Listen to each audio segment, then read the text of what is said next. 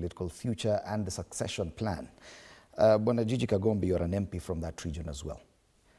Talking of wills and the position that Bwana Gachagua holds currently, is he in a position to give that kind of direction on succession politics? Should he be the person telling people what to do in that region? Do you agree with that? Let me tell you, Fred, the Kikuyu nation is a very interesting nation. Since the inception of this country, we have had people who've been leaders of that Kikuyu nation. There was Jomo Kenyatta. There came other people like JM. There came people like Matiba. There came Uhuru Kenyatta. There was Rigathi Gachagua. And there will be others. The other nations, like, the Kamba nation, Luo nation, the Luya nation, have not had as many political leaders, luminaries. So it tells you that Kikuyu nation has been very, has had a high turnover of leadership. But I have seen over time, remember when Kibaki, in 2002, when Kibaki vied to be president and Uhuru vied, remember we had two Kikuyus at the ballot. And, Uhuru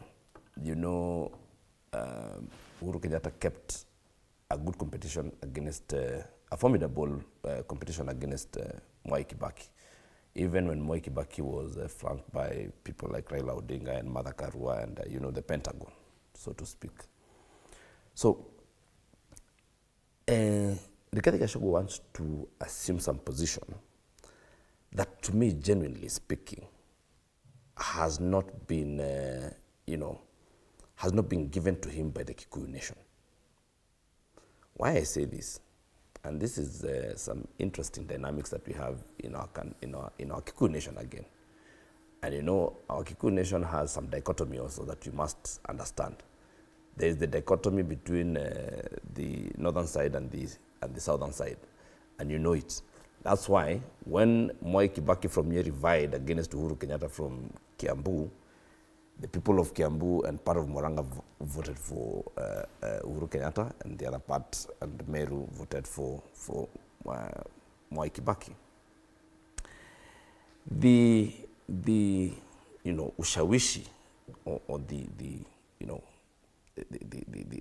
influence that Rigathi Gachagua imagines he has over the central Kenya politics is a little overrated.